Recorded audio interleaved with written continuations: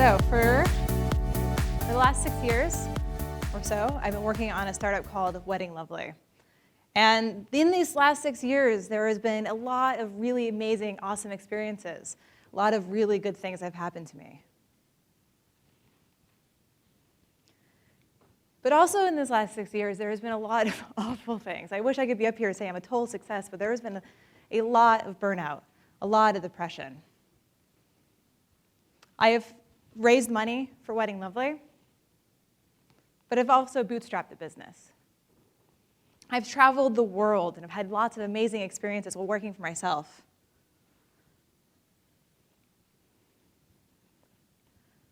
But at the startup, I've never made more than $25,000 a year. So the last 6 years has been a roller coaster of goods and bads. And I wish I was up here saying like I was a huge success. Like some of the people here are so freaking amazing, and they're talking about making $50,000 per month over month or whatever. And I wish I could be up there being one of those people, but I'm not.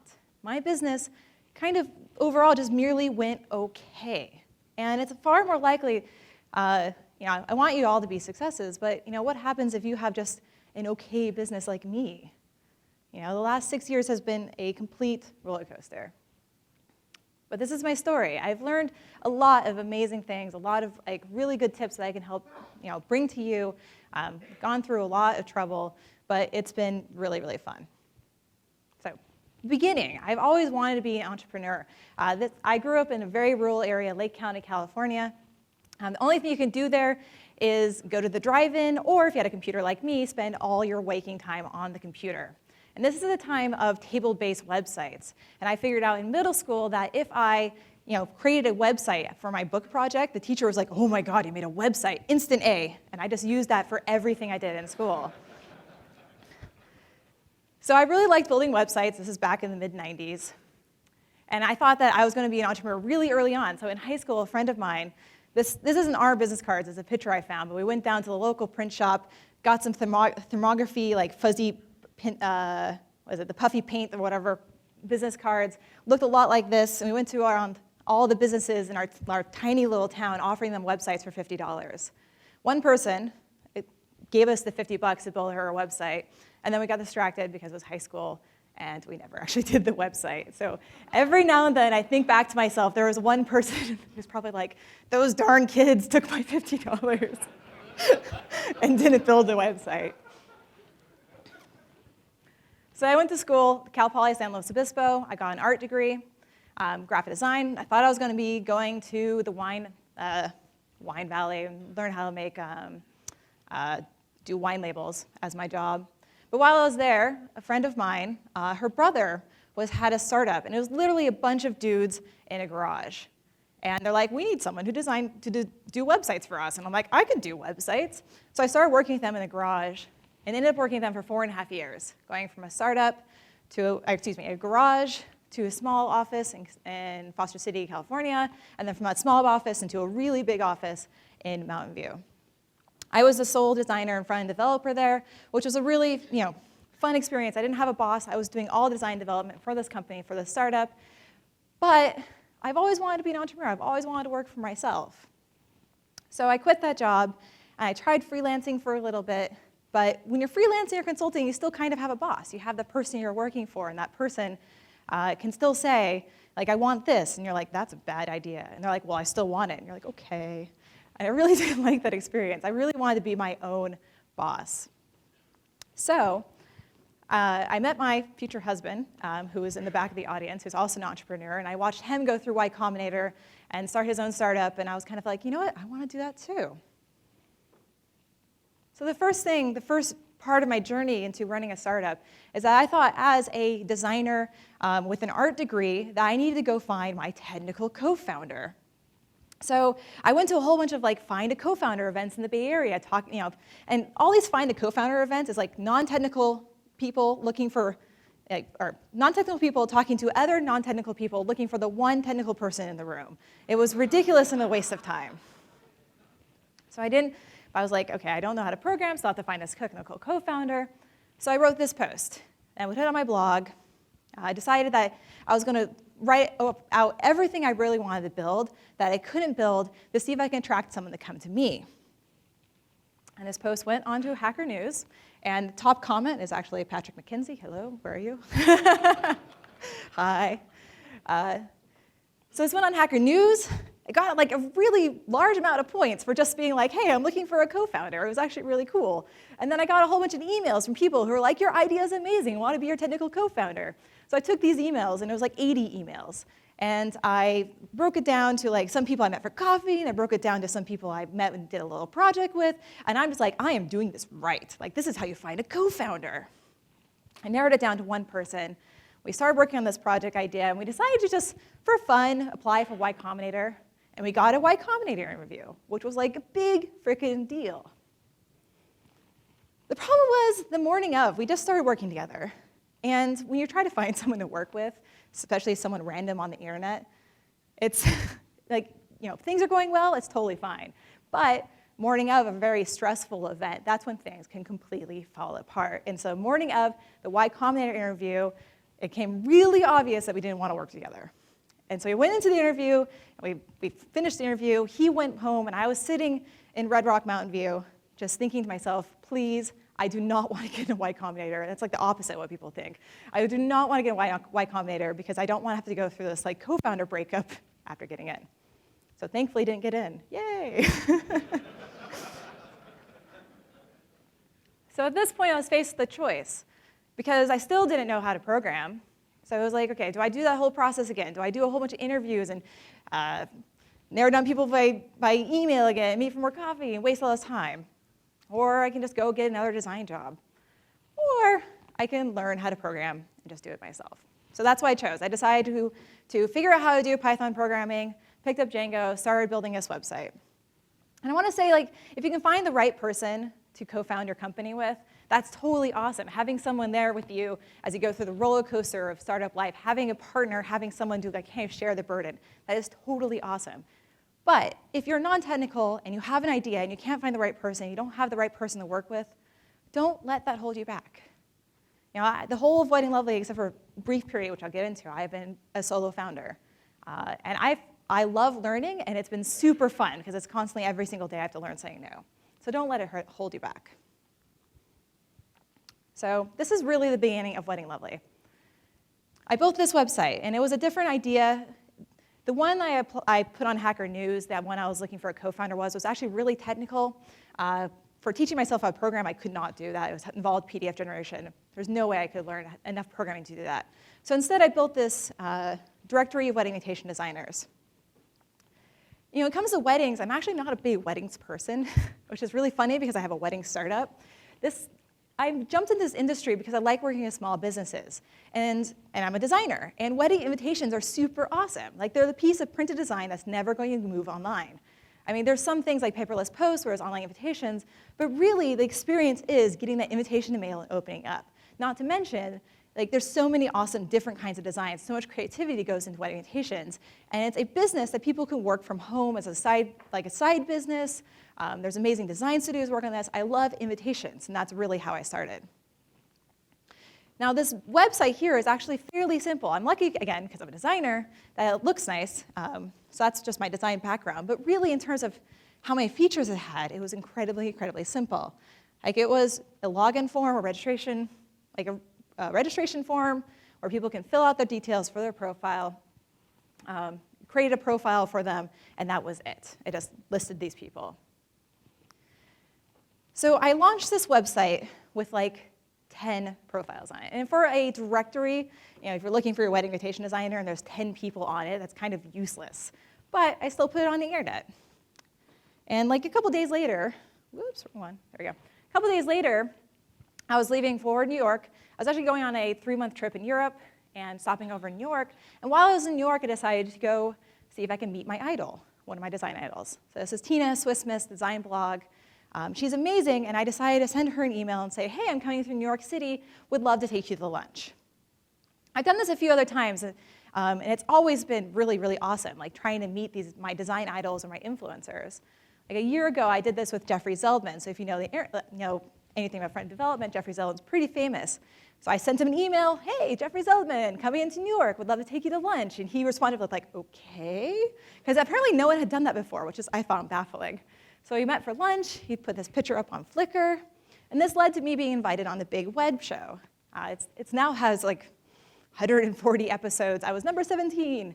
And it all led because I decided to meet up with Jeffrey and invite him to lunch. And that's actually what the topic of the show was the fact that I just went forward and asked him to lunch. So I love doing this. I love meeting people. Of course, the key here is don't be smarmy. When you're going to these influencers, they get barraged with requests all the time. And I look at it as a way of making a new friend. I don't want to pitch them my company. I don't want to tell them about myself. The whole time I have to ask them about what they're doing. So back to that lunch with Tina, sat down with her in her studio, just talked to people what they're building. We're in New York City.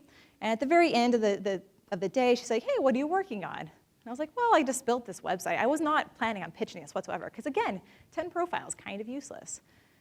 But I sat down with her and I was like, oh, I built this website. It's at weddinginvitelove.com. It's pretty cool. And she's like, that's cool. So I left, went down to the airport, was planning on flying off to Rome, and my phone blew up because this is actually the term, she Swiss missed it. And her audience is perfect. It was a bunch of designers, and here's my website that I want designers to jump on. And I got so many people wanting to be on my website. It was like pretty much how my business took off. It was funny because the next day I landed in Rome, got all of my stuff stolen. Story for another time. Very hard. So this is my very first number one lesson. Is that if my website, again, 10 profiles, pretty useless. And I could have just said, okay, I'm going to wait till I have 100 people on this website before I launch it, because then it will be useful to someone. But just on a whim, I decided to launch it with the 10 people, happened to run into Tina and have lunch with her, and then she basically launched my business because it was up. So I feel very strongly it's worth launching your MVP as early as possible, because you don't know what kind of opportunities are going to happen. And lesson learned number 2 is to always network. And that's why we're here, right? We're going to be meeting other people, meeting other awesome people. You never know what person you meet is going to lead to the next opportunity for you. Like, I just was on a podcast a week and a half ago, and it was because I went through that job at Remlon. Was kind of awful, actually, long story. And I met another person who also quit that job, and we kind of bonded over the fact that we both worked this job, but at different times, and it was awful. But then she started working at this amazing design agency, and they have a podcast called Design Mistakes, and people who run this design agency are the kind of people that speak at an event apart. So she invited me on the show, and just this random connection I made was a really awesome career opportunity for me. So I continued working on my website at that point, because people were on it, people were using it, so I was trying to onboard as many designers as possible, and I built another website for planners and built another website for photographers, and I heard about this organization called the Designer Fund. And at the time, it was super new. I just knew that they were looking for designer founders to do this whole little batch process where we have meetings every week, and at the time, it was like a $5,000 grant. And I'm like, woo, designer founder. I'm a solo designer founder. I'm building this website. I want to be a part of that.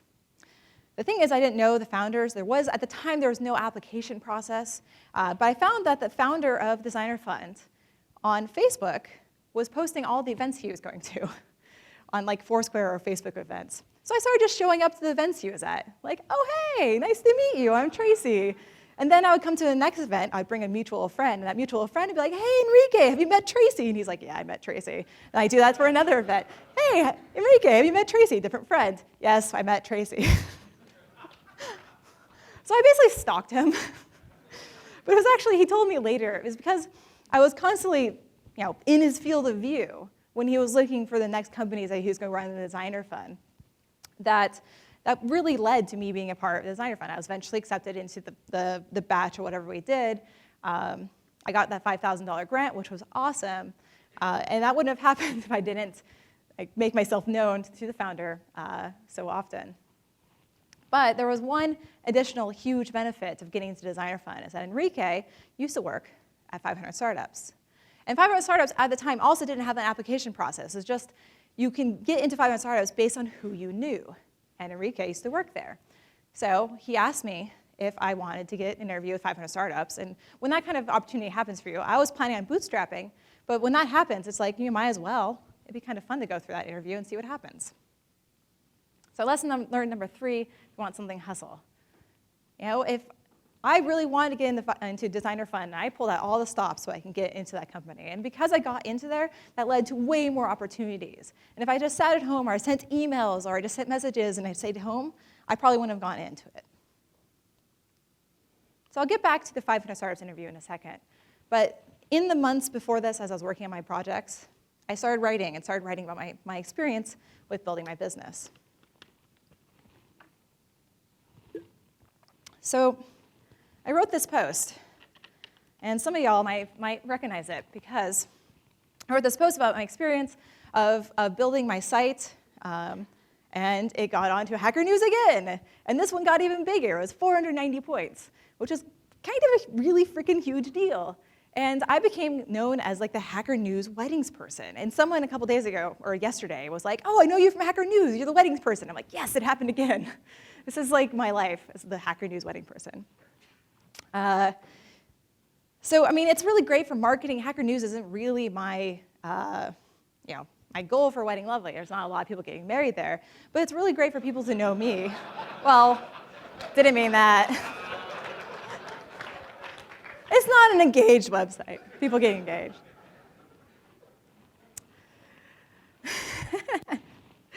But it's been really great for my career, and just writing about the experiences I've had with building WeddingLovely. And when I sat down for this 500 Startups interview, I was meeting with former partner Paul Singh, but also later on that day with Dave McClure. And I sat down with Paul, and I opened up my laptop, and I had my deck, and I started nervously going through it, and he stopped me, and he's like, oh, I know you. You were on Hacker News. And then the funny thing is, he's like, you're a cockroach. He said, you're a cockroach. You will never die. And I'm like, oh, okay, that's kind of cool. And he's like, you're in.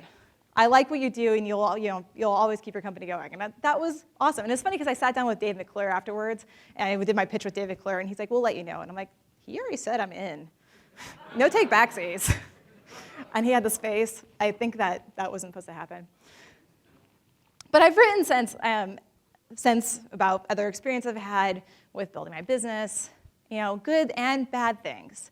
And when I get really busy, I stop writing, and I always regret it, because all these posts have been kind of super crucial for my career. The original ones that got on Hacker News, all of these have all led to really awesome opportunities. I don't think I've ever had a bad experience from writing. So, I highly recommend to write about your businesses, write about the good, write about the bad. Some people say they don't want to write because they want to be stealthy, or they want to share bad things. But really, I truly believe it's going to make everything easier when you open up, let people know, bring in more people to know about you, could lead to opportunities. So I was told I was in 500 startups. The thing is, I was really kind of dedicated to bootstrapping at that point, because my husband had just gone through startups with Y Combinator, and it's totally different, a funded company versus a bootstrap company. The way you run your business is completely different. Because with a funded company, you really want to grow as fast as possible, as many users as possible, get those hockey stick. But you really don't kind of want revenue, because if you have revenue, that mystery is gone. Whereas with the bootstrap business, you want revenue, because you want your business to last and be paid. And I was really going back and forth, do I want a bootstrap business or a funded business? The thing is, when someone's giving you a $50,000 check for 5% of your company, it's kind of hard to turn down. So at that moment, I decided, all right, WeddingLovely is going to be a funded business. I'm going all in to 500 startups. So side note, again, about writing. Around this time, this is 2011, by the way. Around this time, I heard about this event called the National Stationery Show. And again, I have a website full of wedding invitation designers, and National Stationery Show has 1,000 different companies there. And I'm like, holy crap, I need to be there. And I think tickets cost money, but I found out that a press pass was free.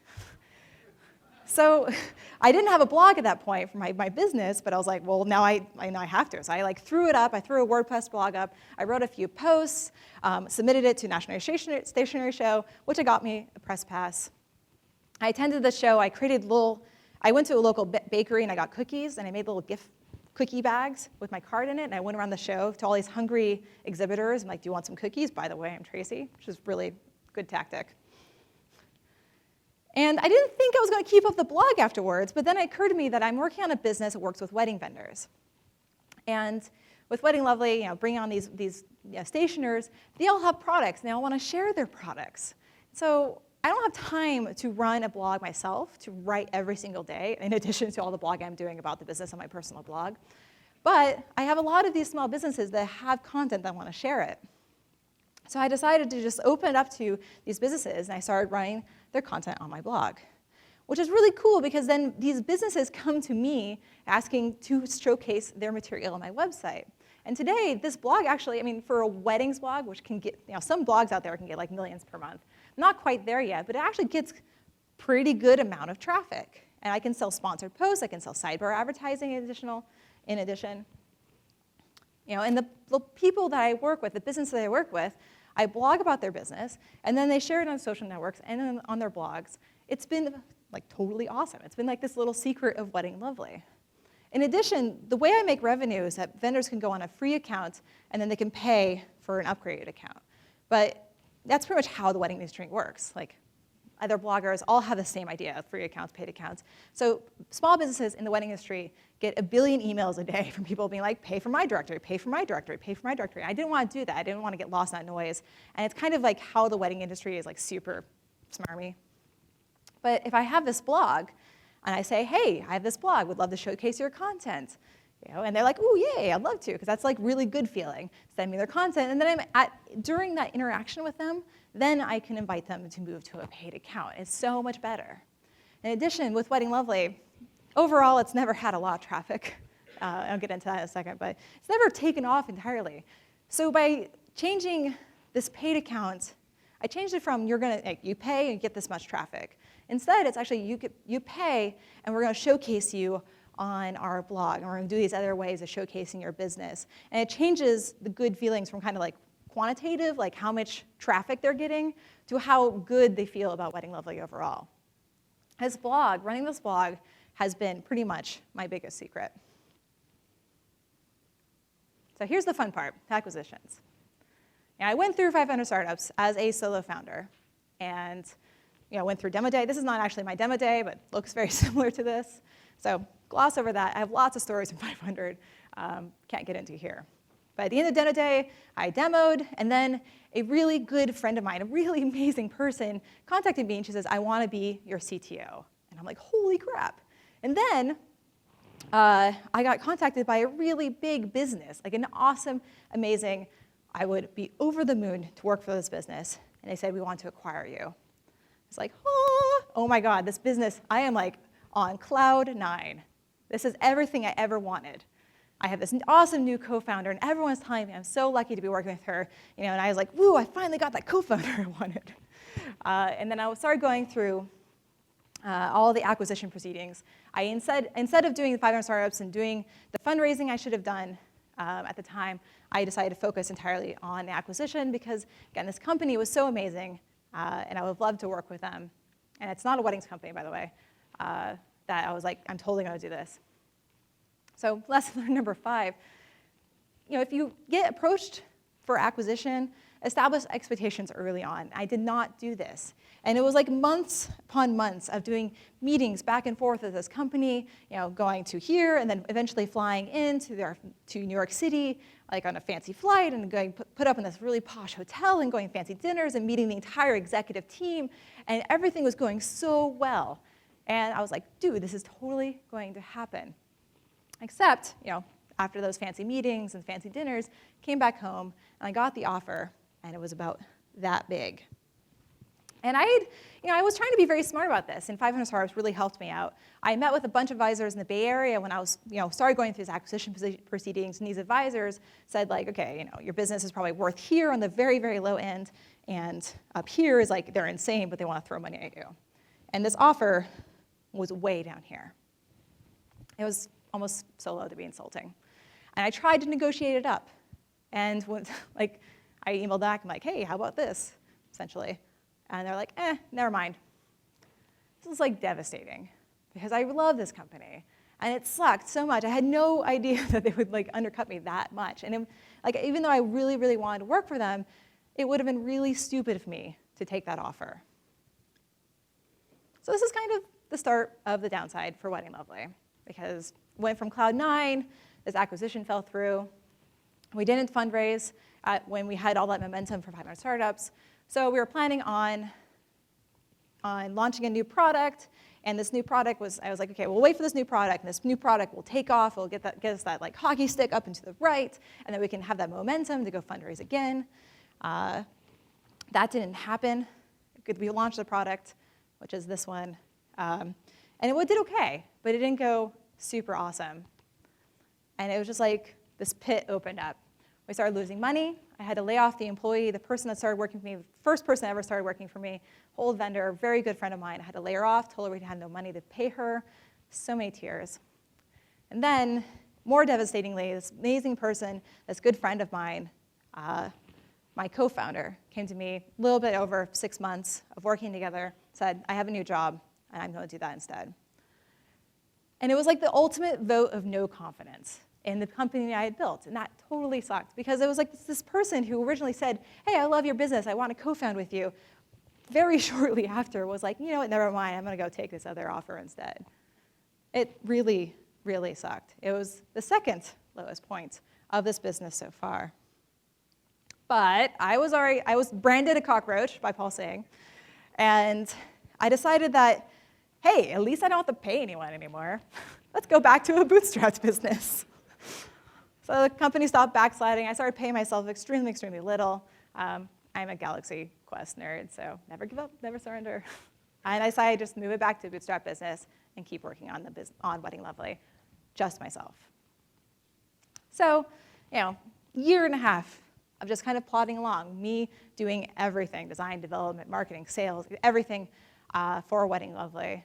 I took some time off.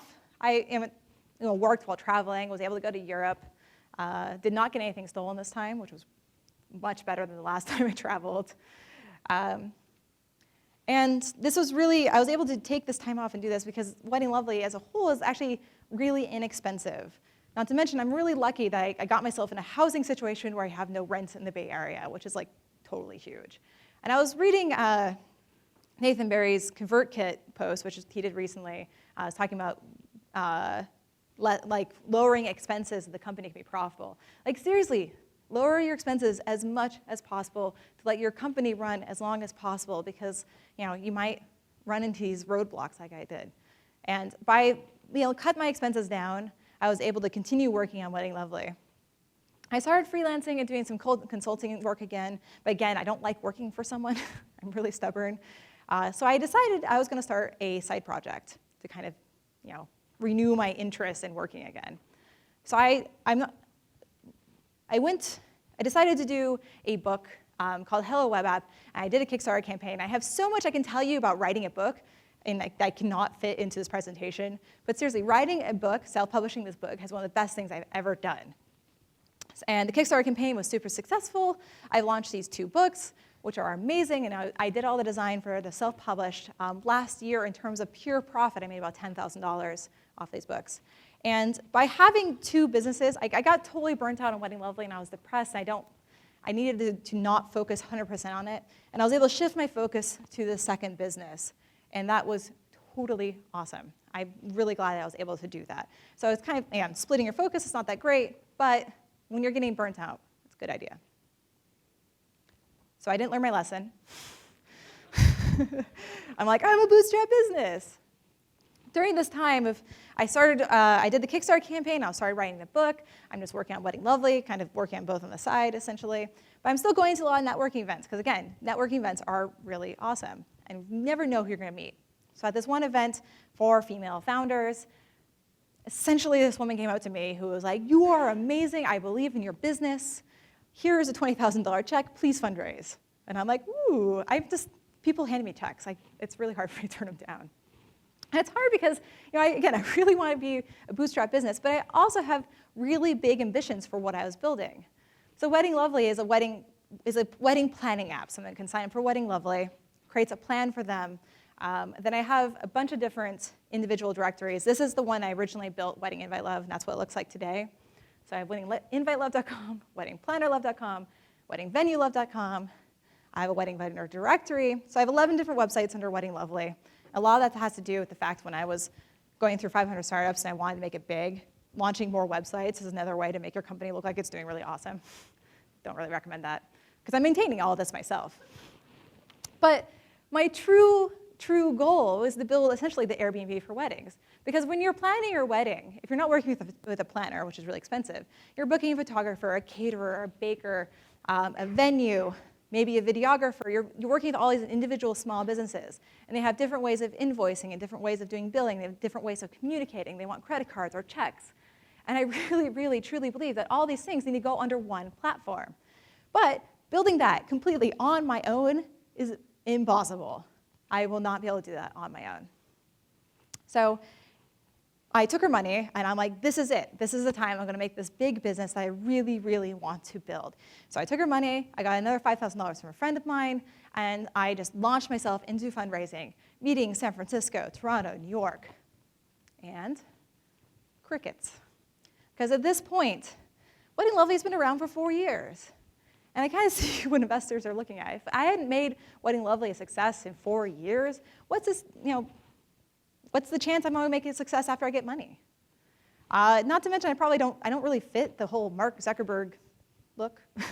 I'm a solo female, non-technical designer founder, first-time entrepreneur. I don't check a lot of boxes. And essentially, it was kind of really stupid for me to take that money. The money was on a convertible note. I applied it into the business as soon as I got it, because that summer I had to make all those numbers look really awesome. So I invested that money. The whole of fundraising took 8 months from start to when I said, screw this, I'm done. And at the end of that 8 months, when I didn't get any additional money, I didn't have that original money anymore, so I couldn't pay back that original investor, so she's still an investor with us.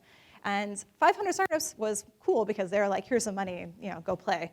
But this person actually cares about their money, and I know they care about money, and it's so stressful to me that I can't give that money back, and I haven't looked like I'm going to give her a return on her investment, and that's a lot of money. I really wish I didn't waffle back between fundraising and bootstrapping. Wish I stayed bootstrapping. You can go from one to another, but because businesses are run so differently between fundraising and bootstrapping, the way you build your business is so different between these two, that it kind of just made it impossible for me to run WeddingLovely with all of these sites and this big ambition I had. But I also couldn't fundraise because all the magic was gone. WeddingLovely wasn't a success. I wasn't new or anything like that. So this was the truest low point of my business. This was in 2014. November is when I decided I was going to stop doing meetings and just go back to the business and just go back to bootstrapping with that some amount of investment I got that was gone at that point. And December was a wash. I was supposed to be working on my book. It wasn't out then. The book ended up being a year delayed. I always say, oh, books are really hard. That's why it's a year delayed. But really, it's because I was doing this fundraising. And when the fundraising fell through, I got really depressed, and I couldn't work on either of them. So in December, I did nothing. I was completely burnt out. I couldn't work on either of my projects. It sucked. Completely sucked. But still didn't shut down the website because I am a cockroach and I will never die. And if I take a step back from the website, it kind of runs itself. Again, it's really low expensive. It costs very little to run. So I was able to take a step back and kind of just continue growing, barely slope like that, but it's still growing, even if I don't work on it full time. So for the last year, I've kept WeddingLovely up. I've launched those books, recovered from my depression, and I started figuring out some things I really should have done 3 years ago. Don't do everything myself. So I started hiring remote workers and virtual assistants to help me run my company. And I've talked to the people here who also have a virtual assistant, and everyone has told me so far that is totally awesome. And I completely agree. I should have hired this person 3 years ago.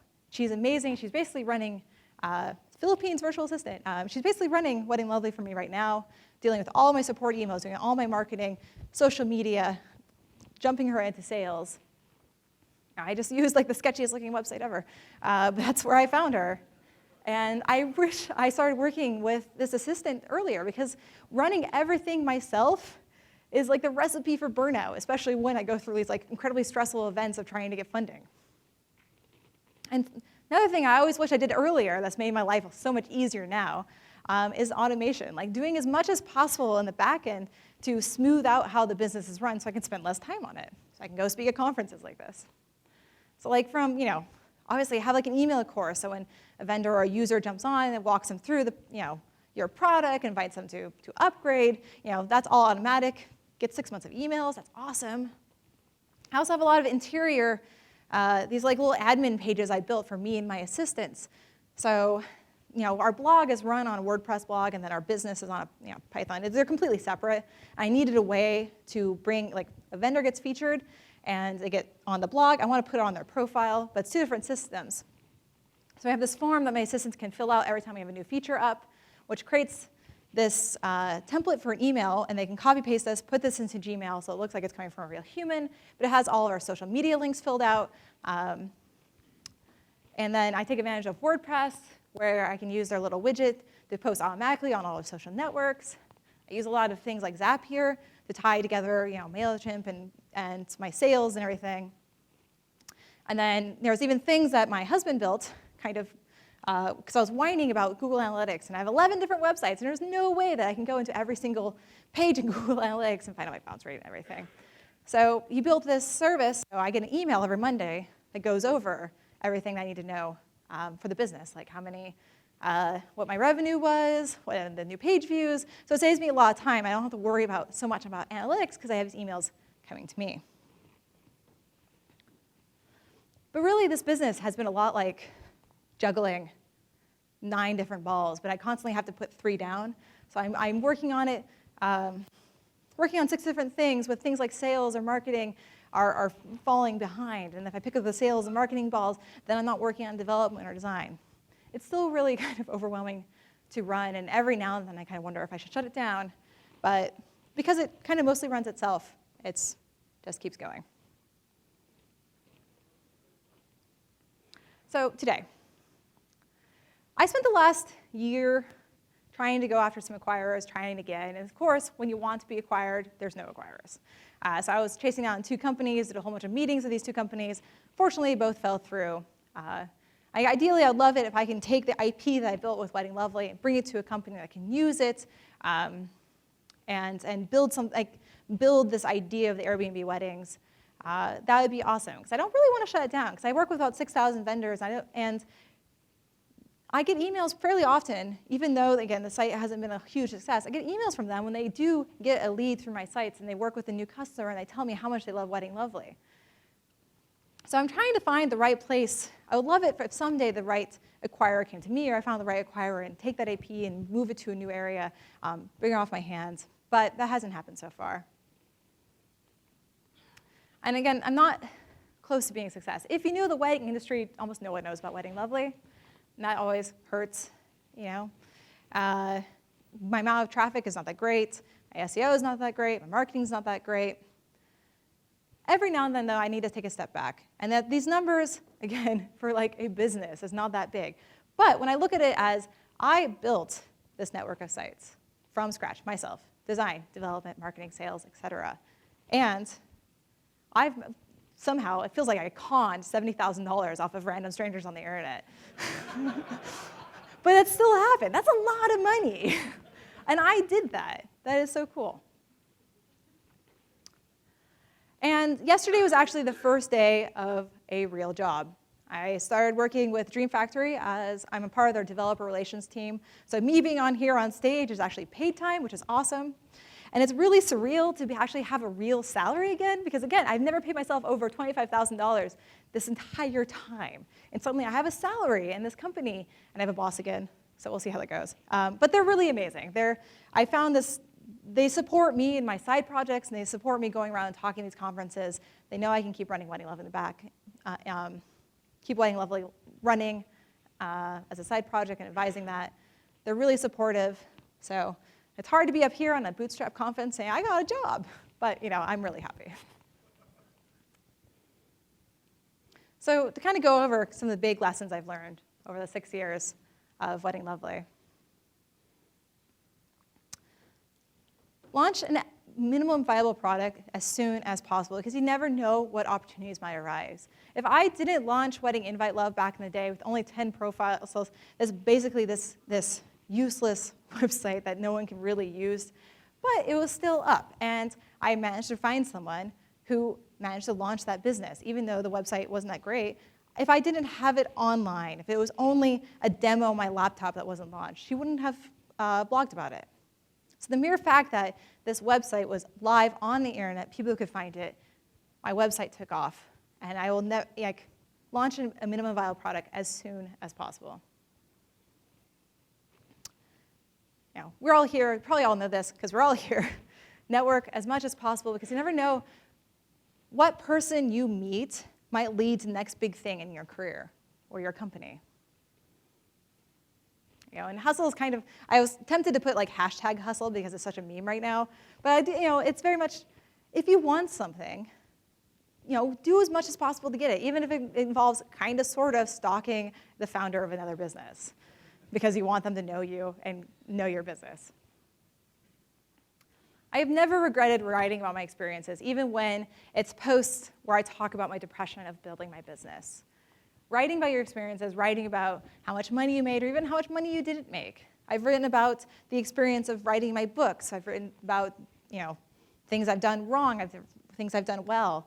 Every time I've written posts like these, it's always been a benefit to myself, my company, or my career. And then, if you have an acquisition inquiry, it is really worth it to do as much as possible to establish those expectations. If I went to this company that came to me and I said, hey, my minimum really, for my 5-person business, I'm not going to sell for anything under $400,000. You feel kind of scummy, but they could have been like, oh, well, okay, never mind. And I would have saved myself like 6 months of meetings and worrying and excitement and then the eventual depression when everything fell through. So try establishing a baseline number when these kind of things come in, even when the company is so amazing you want to work with them, can save you a lot of trouble. And then, again, never give up, never surrender. Kind of embarrassing. I love that movie. But a lot of people say, fail fast, which is good. It depends on the business. But for me, I've been able to build WeddingLovely kind of as a lifestyle business now. And it kind of runs itself. And it could have saved me some brain power by shutting it down. But I've learned a lot over this last 6 years. And I am not regretting keeping up for this long, even though things have not been going well. Do as much as possible to cut your expenses. I am, again, so lucky to live in a place where I have no rent, and that's really how I've been able to run my business, by not having the overhead of having a large chunk of money leaving my account every time. I mean, also look at your business expenses. Look at how much support is costing. Look at how much consultants are costing. I have made so many mistakes on this myself. When I got that second round of investment, I paid out for this consultant. I totally regret that because it was a waste of money, and I shouldn't have done that. And I wasted that money, and I could have kept my business running as long as possible. So look at your expenses, see what you can cut out, and see if you can get your company profitability, because then it'll last longer. And don't flip-flop between bootstrapping and fundraising. Don't do bootstrapping, bootstrapping, bootstrapping like I did. It's ridiculous. I mean, it's kind of like an oh, duh thing. But it's really hard when someone hands you a check and they say, I love you, build this big business you've always wanted to build. It's really hard to turn that down. But it's the way that WeddingLovely was built. It was built in a way for funded business, and it was built in a way for a bootstrap business, and built in a way for funded business. And it's like this giant octopus of 11 different websites that I run. And if I stayed bootstrapping this entire time, I would have kept it to one site. Duh. So going back and forth between bootstrapping and funding was one of the worst things I've ever done for my business. I love my remote workers. I love that I have people who are awesome, and I keep throwing more and more money at them because I'm like, please don't leave me because you are so awesome. People who are running my business for me while I'm up here. People who are working on my marketing and sales and everything that I was doing myself and worrying about and fretting about, spending so much time setting up the blog and setting up social media. I don't have to worry about that anymore. And I should have done that 3 years ago. I'm finally there now, but I really wish I did that earlier. And then automate as much stuff as possible. Again, every time I build some way to smooth out my business and make sure everything is happening in the background so I can do one thing that leads to 5 different results, I've never regretted that, and I've always wished I'd done it earlier. So see what you can do. See things, if you can't hire out, see if you can with code or with your sites. See if you can smooth out any kind of process that's taking you time or costing you money. So again, the last 6 years has been nuts. I've very much not an outstanding success, but I have had so many amazing experiences. I've had press, I've gone to events, I've traveled the world, I've been able to take some time off and learn how to surf. I've built these sites, I've been able to come up here and tell you about it. I've been able to work for myself. I've learned about fundraising, learned about acquisitions, I've learned about bootstrapping. I've learned so much over these last 6 years. The thing is, if I can look back at the 6 years and think the next 6 years, maybe, would I do that again? I totally would. Because overall, this has been one of the most fun experiences of my life, building this business and running it. And I regret some things, but overall, I don't regret it whatsoever. So thank you for listening to my story.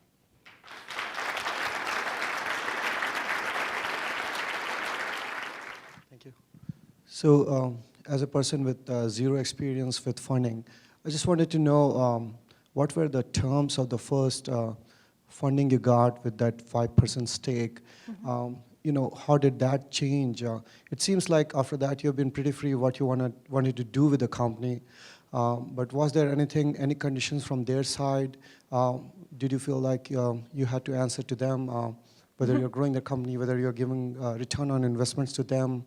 I just want to know, like, if someone comes across next time and says, I'm going to give you 5%, but I'm going to keep my mouth shut, and you can do whatever, would you take it again?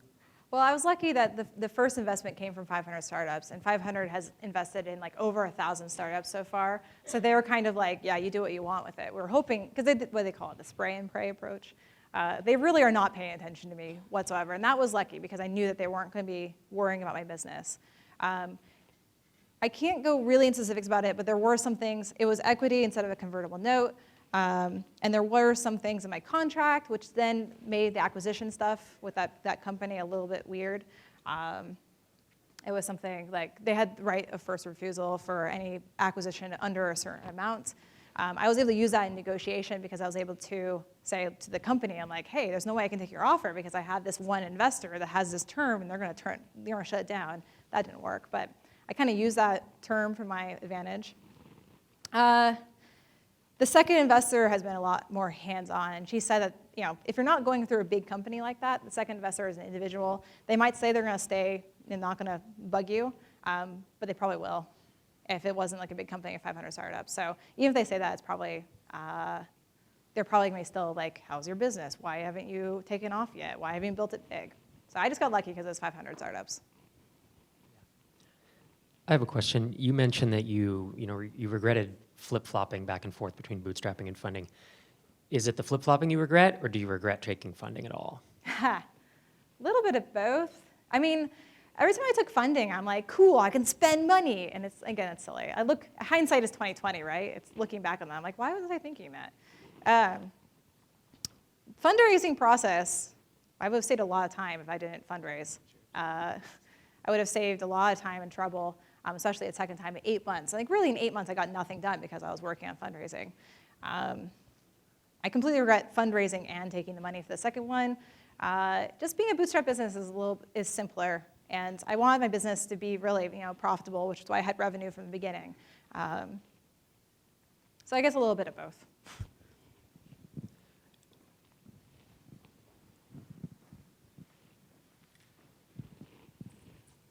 So you mentioned that you had the low overhead cost with rent, et cetera. Yeah.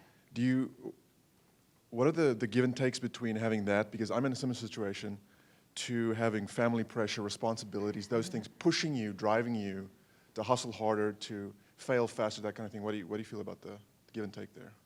That's funny. I don't have weird to say. I don't really have family, so I have never had that problem. It's kind of funny, my grandfather, when I told him, I was actually originally went to school, university for computer science, and I switched to an art degree. Never learned anything about programming, which I had to learn later. My grandfather was like, "You're gonna be living in a box," because he was so mad at me going to an art degree. So I had a little bit of pressure from him. I mean, I think it all depends on what you tell your family. You could just tell them all the amazing things that are happening with your business and tell them how awesome it's going, and then maybe decrease that pressure because you're not letting them know if you're living your family and you have people who are paying attention to you. They're like investors, they're investors in you, bugging you, and you kind of let them know all the good things that are happening and get that pressure off of you. Is there another hand? I've often heard that taking money can really kill a business, and it seems like your story kind of parrots that in some ways. From your perspective, if you can go back and do it all again and only focus on bootstrapping, what would be the things you would focus on more to grow your business? Yeah, if I could do it all again, just focus on bootstrapping. What is the best way? I have 11 different websites, and I wish I just put it underneath one because I had to build this whole back end so then I can just do code in one area and it automatically goes between all of these websites. But each of the websites have to have their own color scheme. And I did that a lot for SEO purposes and a lot for vendor purposes, but it's really overwhelming to just maintain myself.